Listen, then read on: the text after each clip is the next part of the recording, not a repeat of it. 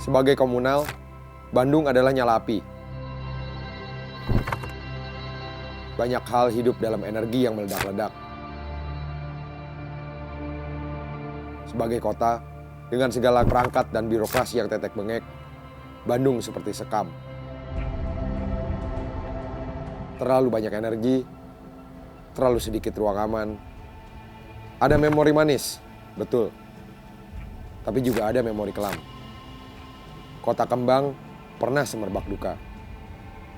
Yang dari aromanya kita perlu belajar menanam lebih banyak bibit bunga yang baik.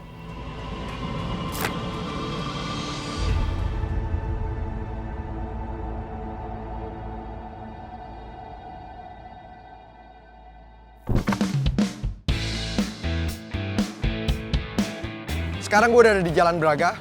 Ini adalah tempat gue memulai perjalanan di kota Bandung. Perjalanan yang ringan, enteng, tapi berbobot. Gue harus kuatkan langkah kaki gue, karena ini bukan cerita tentang memori-memori manis. Namun, masa depan yang lebih baik hanya bisa kita tempuh lewat kenyataan-kenyataan yang kita hadapi. Gue Iser James, ini Bandung. Selamat datang di Authenticity District.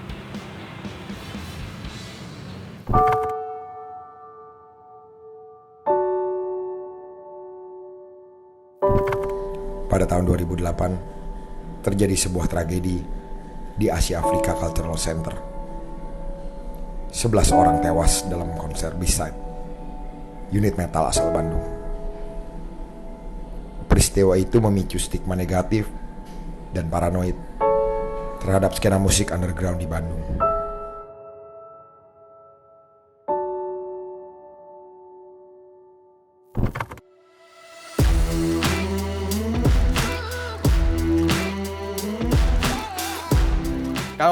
Kang Wang apa kabar nih? Baik. Enggak, Deng. Sekarang lagi agak-agak batuk ya.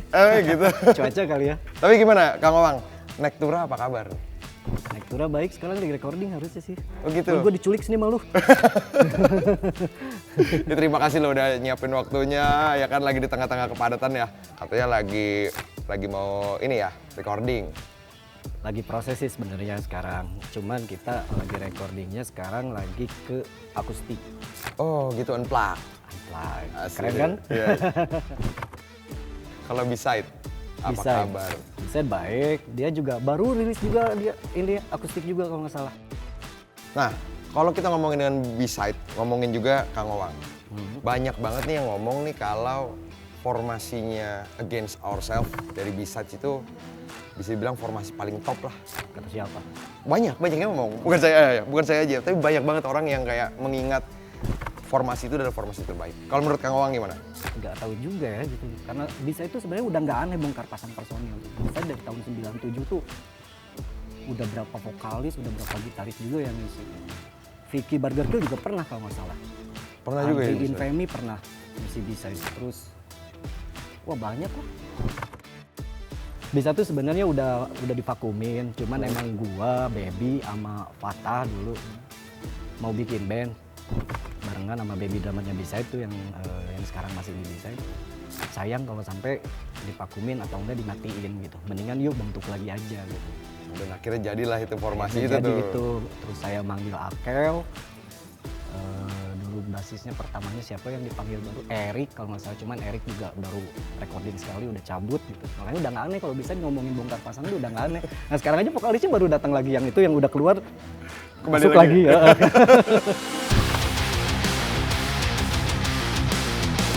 Kalau yang gua rasain waktu itu gua lagi konak-konaknya main band. Oke. Gua lagi mencurahkan semua kegiatan gua buat band. Jadi itu bener-bener energinya tuh besar banget di situ ya, full. Kalau dulu emang energi gue udah dihabisin di situ. Oh, gue pengen di sini nih, pengen manggung di sini, pengen manggung di mana, udah kejar. Gila lah pokoknya. Gila ya. Ambisi banget lah pokoknya. Dan itu makanya jadi spesial banget kali ya, karena lagi konak-konaknya itu. Harusnya sih ngaruh, dimana emang energi lu dimaksimalin, hasilnya pun waktu zaman itu harusnya bagus. Meskipun didengerin sekarang, waduh audionya kok gini atau apa gitu. Dibanding teknologi sekarang kan jauh gitu. Iya. Kita adalah Tuhan untuk diri kita sendiri. Aku adalah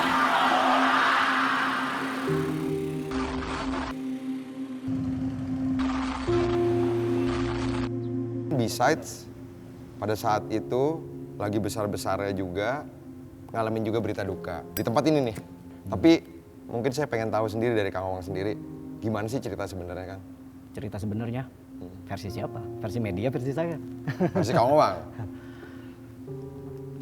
Kalau inti kejadiannya sih, ya ada 11 orang teman-teman dari komunitas juga meninggal gitu di tempat ini gitu. Dari hasil analisa dokter sih, semuanya rata-rata emang kekurangan oksigen pada akhirnya gitu. Telat ditolong gitu. Saya juga dengar di sini kan memang waktu itu tempat ini kalau saya lihat tuh mungkin bisa 1.000 kali, Kang ya? 1.000 orang, mungkin 800 kali ya? Kalau 1.000 kayaknya enggak, cuman 800 sih kayaknya masih bisa. Catatan berdiri ya? Iya, berdiri. Berdiri bisa 800 atau 7,5 lah, bisa lah gitu. Yang gue lihat sih, ini gue di atas panggung sini, anggap gini. Dulu nggak tahu panggungnya gini apa enggak. Yang gue lihat dari sini gitu, dari atas sampai ke belakang tuh udah nggak kelihatan orang duduk, semuanya kepala aja semuanya gitu. Padat gitu sampai belakang gitu. Nggak tahu dulu panggungnya tingginya segini atau enggak, gue lupa nih. Kalau nggak salah lebih tinggi deh kalau nggak salah. Lebih tinggi? Ini kayaknya udah dibikin panggung baru nih kayaknya. Oke. Dan di atas juga ada orang? Kalau di atas kita khususin buat invitation. Nah, kalau pada saat itu sendiri, Kang Owang tuh sebenarnya sadar nggak sih kalau ada orang-orang yang pingsan mungkin? Ini kalau gua ya, gua nggak dengar ada yang pingsan. Ketika gua turun, nah mulai nih ada krodit, ada orang dirumunin gitu. Gua lihat, wah udah agak-agak membiru nih gitu. Banyak tuh teman-teman juga yang mobilnya tadinya pas mau dipakai naruh alat juga dibongkarin tuh. Saya baca-baca di media, pengunjung ternyata katanya bisa sampai 3.000 pada malam itu. Itu artinya orang itu berarti di luar udah full kerumunan itu berarti. Detail angkanya berapa, gua nggak tahu. Ya. Yang gua lihat dari perempatan yang mau belokkan ke Braga sampai Asia Afrika itu udah full banyak orang aja gitu. Ya, dan itu maksudnya berarti antusiasmenya gede banget. Entah terhadap B-side, entah terhadap culture musik Bandung, atau terhadap event saat itu. Bisa jadi sih emang puncak-puncaknya tiap minggu ada event dan itu jadi tren gitu. Ketika lu ngomongin di teman bangku sekolah gitu, baliknya lu mau kemana? Nonton band ah, yuk go. Semuanya banyak gitu. Berita di media simpang siur tuh. Ya kita juga punya hak dong membela diri dong. Benar. Sesuai dengan kenyataan apa yang kita hadapi di sini. Beberapa media nggak nge-interview, nggak apa, kayaknya nyomot dari berita lain sama dia dimodifikasi dikit, dikeluarin gitu kan. Yang pada saat itu dibilangnya apa, Kang? Oh banyak versinya. Yang paling jelek deh, yang paling Kang Owang akhirnya kayak, kok begini sih? Jelek semuanya anjing. Ada yang bilang, kita ngasih minuman keras, anjing berat. Terus ya, waktu ACC ada properti bekas ngebangun, misalnya di bawahnya ada cat, ada spiritus, itu dijadiin barbuk. Nah itu komunitas di situ fungsinya di sananya udah nyimbangin aja informasi-informasi yang masuk, kita keluarin juga sesuai dengan faktanya. Komunitas tuh bantu banyak banget waktu itu. Santunan terhadap korban kayak gimana, terus menanggapi kekecewaan orang tua dari korban kayak gimana gitu, dan alhamdulillah semuanya juga kita terjun langsung gitu waktu itu. Bahkan setiap tahun pun B-side masih melakukan sekecil-kecilnya tuh tahlilan masih jalan tiap tahunnya.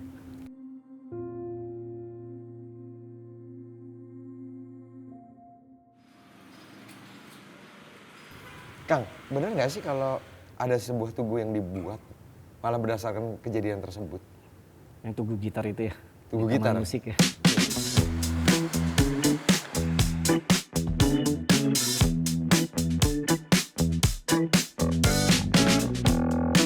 Kang Ing, apa kabar Kang Ing? Kayak gini ya. Gini Gue ya? bingung salaman Gini, sekarang gimana sih? Gini. Ini gue ngomongin Kang Ing lagi, selalu kalau inget Kang Ing tuh selalu inget tentang Apa tuh? sebuah Jangan yang lagu. jelek-jelek. Enggak Jangan jelek.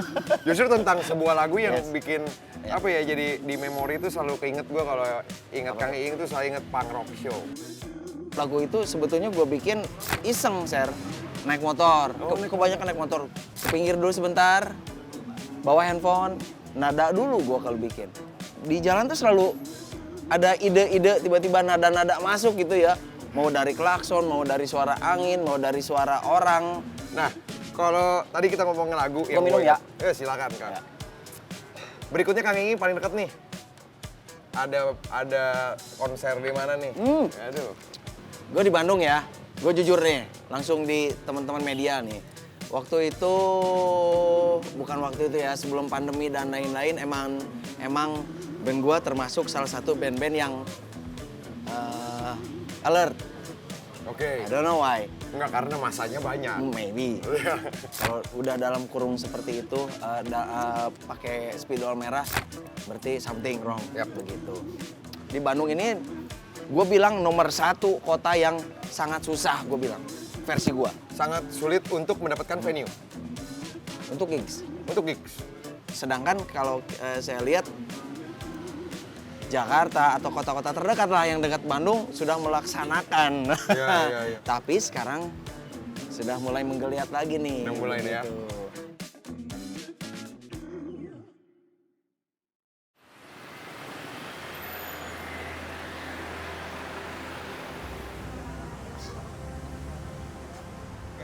Nah, Kang Owang, kita sekarang udah ada di taman musik yang ada Tugu Gitarnya. Iya.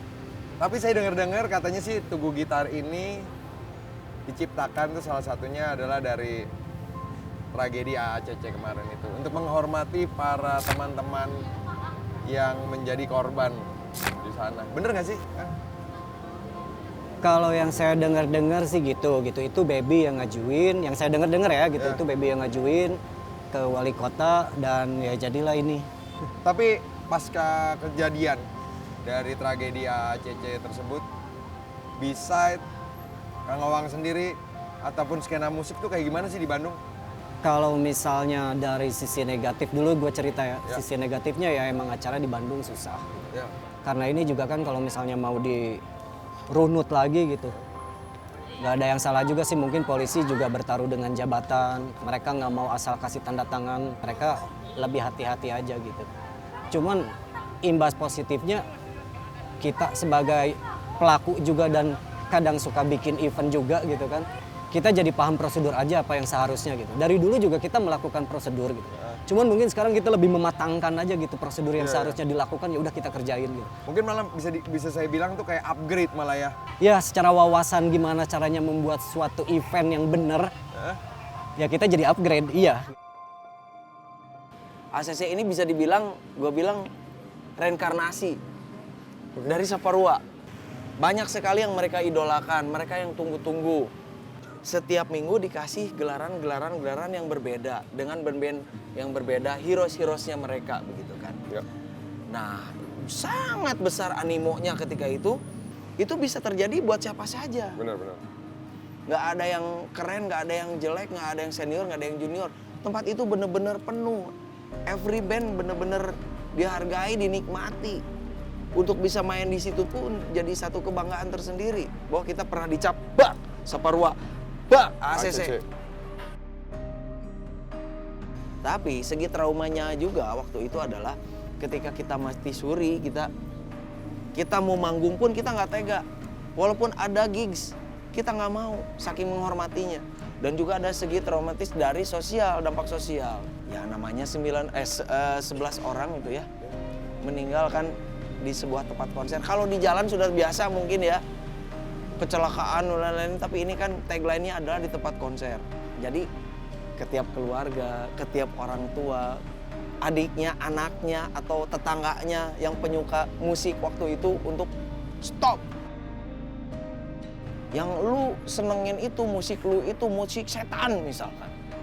Orang tua sudah mulai keluar-keluar, para pemuka dan lain-lain.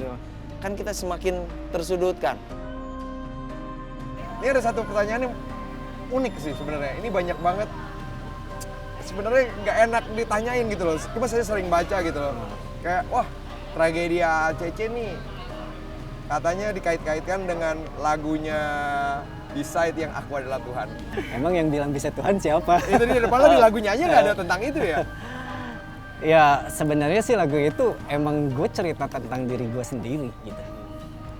Orang-orang yang dengerin tuh keprank nggak sih? Bukan prank dalam artian tuh orang tuh nelen bulat-bulat nggak sih gitu? Atau orang tuh lebih cerdas nggak sih dibaca dulu isinya gitu? Udah Bener. hanya sekedar membaca dari cover doang gitu. Udah gitu lu ngejudge. Lu bukan Tuhan, ACC aja kayak gitu. Iya. Heeh. Cuman kan di situ yang gua ceritain justru emang tentang lo tuh Tuhan buat diri lo sendiri gitu. Yap. Lo mau ngelakuin apapun sekiranya itu nggak mengganggu urusan orang lain gitu, dan itu baik buat diri lo sendiri, ya lo Tuhan buat diri lo sendiri gitu. Nggak ada yang bisa ngatur lo, nggak ada yang bisa memainkan peran lo sebagai manusia gitu. Karena lo Tuhan buat lo sendiri.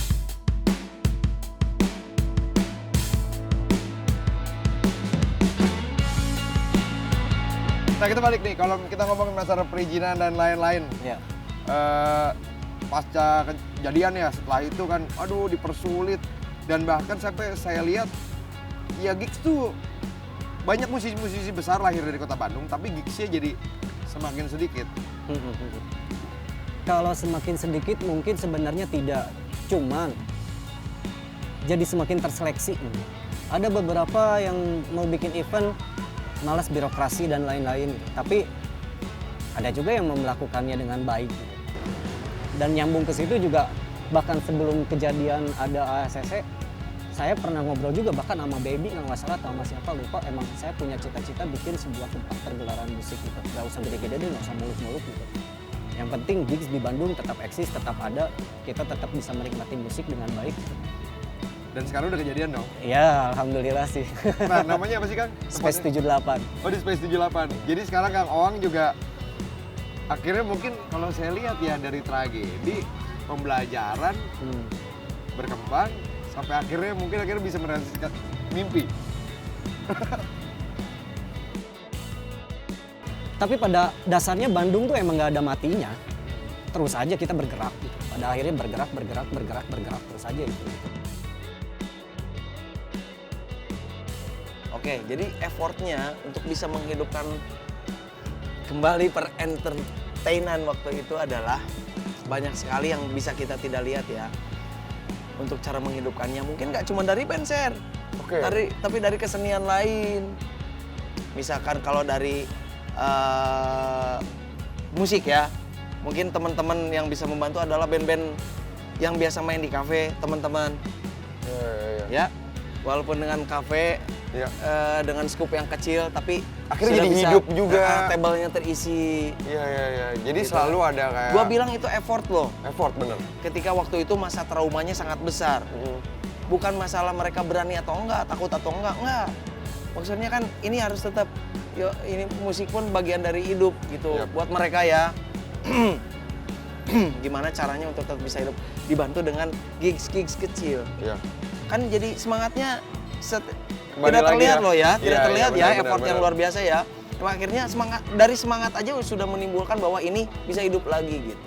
Di Bandung pada zaman itu bahkan katanya menurut survei ya, gua nggak tahu ya, menurut survei katanya sampai sekarang pun di Bandung tiap hari itu muncul 3 atau 5 band baru gitu ya. Kalau gue mau potong sedikit dah. Ya. Dibilang 3 sampai 5 musisi lahir dari kota Bandung. Nah. Ini yang paling keren adalah ya. Gue kalau ke Bandung Kang ya, Ya. nggak usah deh kita bilang musisi yang punya band. Ya. Kita di perempatan lampu merah, iya nggak? Iya, iya. Di pinggir jalan. Iya. Kang, itu nggak ada Kang namanya menurut gue ya orang yang ngamen jelek. Betul sekali, Sir. Kita tidak pernah kekurangan ya. Karena orang Bandung itu ada tagline atau ya tagline ya. Someah katanya. Somea, Someah itu jadi apa ya? Santun lah. santun. Santun dan tidak pernah pelit ilmu sebetulnya. Bahkan ketika every band, every talent, every apapun itu ketika kita menanyakan kumaha misalkan gimana nih? Mereka selalu memberikan jawaban. Jadi tradisi itu untuk Someah itu menjadi satu regenerasi yang terus-terusan gitu. Jadi nggak pernah pelit gitu untuk saling membantu gitu. Jadi kalaupun ada yang merasa paling tinggi, orang-orang Bandung itu pasti bilang artis ya teh gitu. Ini ya.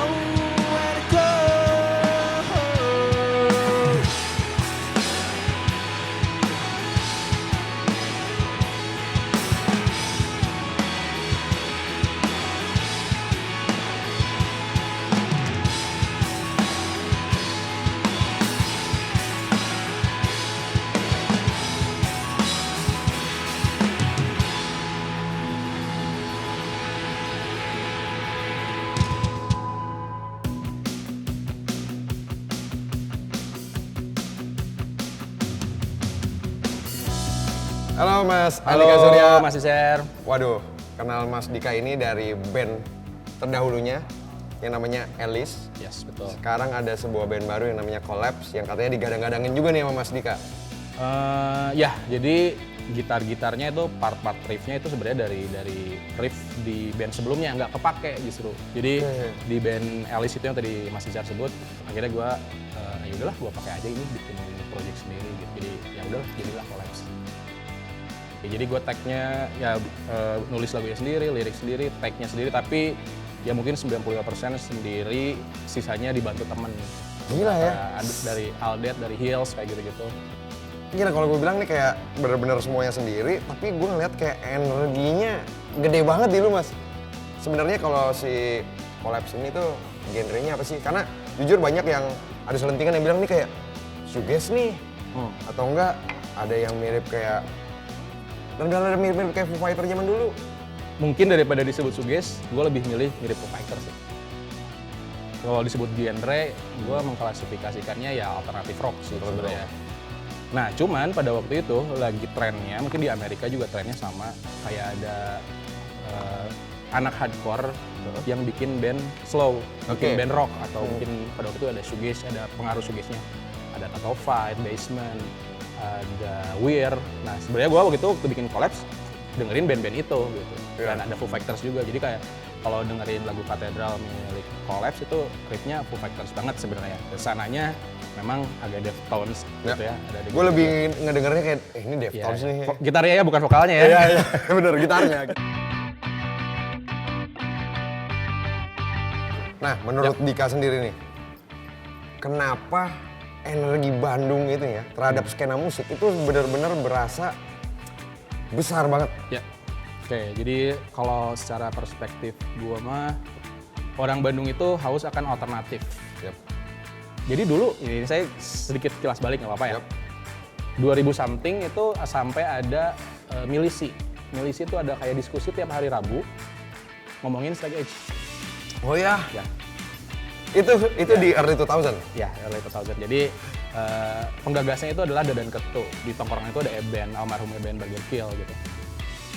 Tiap hari Rabu diskusi tentang straight edge. Jadi kayak Rabu depannya ngumpul lagi makin banyak dan komunitas straight edge jadi semakin besar di Bandung. Jadi kayak haus akan informasi juga, haus akan referensi, dan apalagi yang tadi gue bilang alternatif gitu, kayak lu nggak mau ngikutin tren yang ada sekarang pada waktu itu, lu cari tren yang arus yang lain gitu. Lu punya culture, gue pengen subnya nih.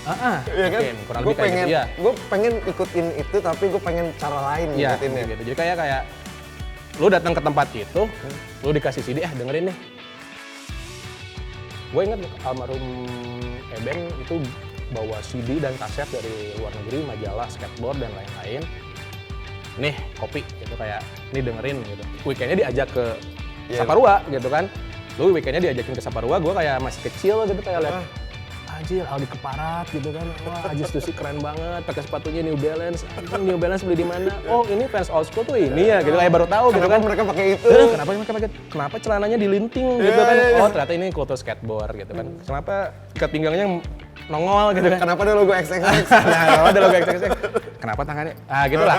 Lu ya bertanya-tanya, dan ya gue relate aja sih, kayak menemukan tribe-nya lah gitu kan. Gue kayak menemukan Ternyata tribe. ini ada orang-orang sekumpulan kayak gue Gitu. yang nyari hal yang sama. Hal yang gitu. sama.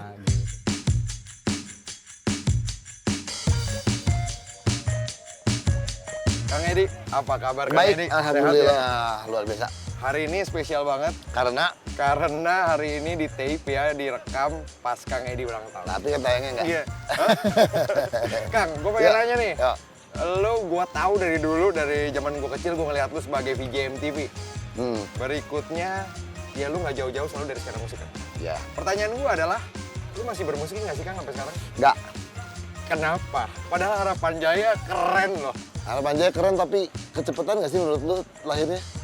Agak-agak melabrak arus, di saat arus lagi kencang-kencangnya, jadi nggak kedengeran. Iya. Yang keren tuh emang gitu. Berarti energinya masih ada dong. Masih. Tapi nggak kayak lagu Harapan Jaya sih kayaknya. Apa? Itu lagunya lagu muda-mudi, jingkrak-jingkrak, nggak cocok buat dibawain Masa sih? umuran segini. Iyalah. Enggak Masa lah. ada liriknya di celana. Terus tiap lagu kuliah pagi kan setiap Kuliah pagi tuh. part onani itu kan gue pasti oh nane. Nggak mungkin gue sekarang begitu. Kenangan gue, memori gue terhadap band lu nih, Kang. Harapan Jaya. Keinget lagi. Bandung itu kayak anak-anak asal lu dari Bandung ya gitu, Kang. Gue ngeliat dari zaman dulu, Bandung tuh sebagai mekahnya skena musik. Sebagai kiblatnya. Setuju sih, ada setujunya gue. Surabaya Malang punya rock sih. Yang kental banget. Tapi Bandung itu kayaknya all genre ada sih di Bandung sih. Gue ngelihatnya lebih kayak banyak hal-hal yang fresh, yang seger, yang unik. Sampai tadi Kang Edi bilang kan kayak, gue kecepatan nggak sih? Kayaknya kecepatan sih. Kan kayak gitu kan? Kecepatan band namanya Harapan Jaya. Sign kontrak sama sebuah major label bernama EMI Indonesia. Dengan tetap nama bandnya begitu, dengan lagu-lagunya yang nggak terlalu banyak diubah, bahkan lirik yang di celananya juga masih begitu, cuman digituin doang. Tetap dengan onaninya terdengar onani, padahal maksudnya memanggil seseorang namanya Nani. Di tahun 2000 itu menurut gua kecepatan. Sama kayak pertama kali waktu gue masih bocah nih, Kang. Gue ngeliat lu pertama kali di media. Pak Selawan Seven pakai t-shirt. Itu gua nge-print di lantai 10 di Sarina Tamrin. Gitu, sehari jadi gitu Pergi kan. dari rumah nggak begitu, ada acara biliar antar selebritis versus media. Oke. Wah anjing momen nih. Gue naik dulu ke atas, print, Pak Selawan Seven. Hah? Kata masnya, hah? Yang bener mas? Iya, iya. Masuk lagi. Wah, keren. Dalam hati, oh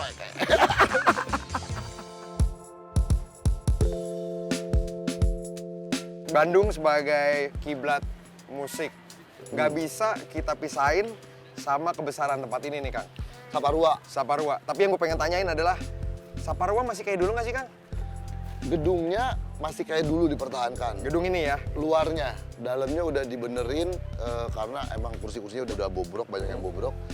Tapi konon katanya udah nggak bisa dipakai gedung pertunjukan. Tapi kalau dari skena musiknya sendiri, Kang, ini kan sekarang nih udah remaja nih ya, kita bilang udah wajah baru. Pada dulunya tuh, pada zaman di sini begitu. Wah edan sih vibes-nya edan banget sih. Terutama SMA lah ya, gue SMA bisa seminggu ada 2-3 event yang gue datengin ke sini. Gigs punk, gigs hardcore, death metal. Nah, dulu berapa kali nonton pas band di sini.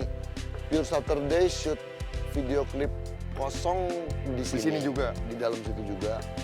Terus pensi pertama sekolah gue dulu SMA 2 namanya From to With Love.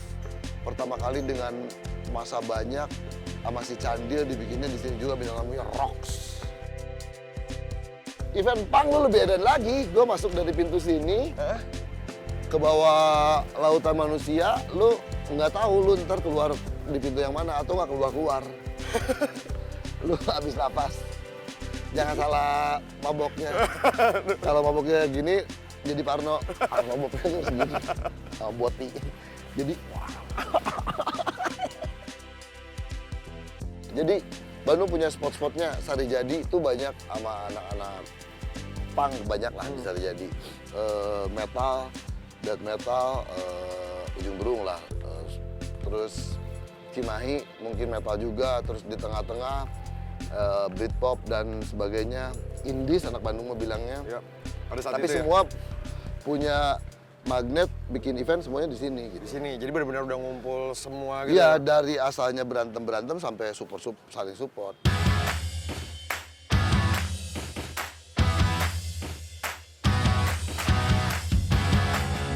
Nah, pertanyaan gue yang gue rada cukup bingung ya, Kang ya. Lu kan ada di era Saparua lagi jaya nih, Kang. Nah, Rame semua. Tapi akhirnya ada momennya tempat ini akhirnya nggak bisa digunakan lagi. Kan? Lagi. Nah, Kang Edi sendiri inget gak sih? Akhirnya anak-anak tuh pada nongkrongnya di mana? Apa nge-gigsnya di mana sih, Kang? Pindahnya kalau nggak salah banyak ke Dagoti House, ke ACC, sama venue-venue yang outdoor ya, kayak yang di Cimahi di Brigif, yang Ujung Berung di Zipur, agak mencar-mencar sih. Emang si magnet ini jadi hilang. Nah, mulai deh jadi nggak ketemu berbagai genre di satu titik akhirnya. Sayang banget sih itu. Iya, dan itu makanya kayak dulu gue ngeliatnya selalu ya Kang ya, kayak Bandung tuh segitu, wah solid banget gitu ya Kang. Tapi ada satu momennya ngerasa kayak, gue nggak tahu apa gue ngerasa musisi Bandung udah pada ke Jakarta atau terkesan rada pudar gitu loh Kang. Emang ya mungkin karena gue juga salah satu yang ke Jakarta juga, tapi gue pada saat itu ngelihat ke anak-anak Bandung lagi ya mungkin kehilangan venue benar. Era informasi digital makin kenceng, iya.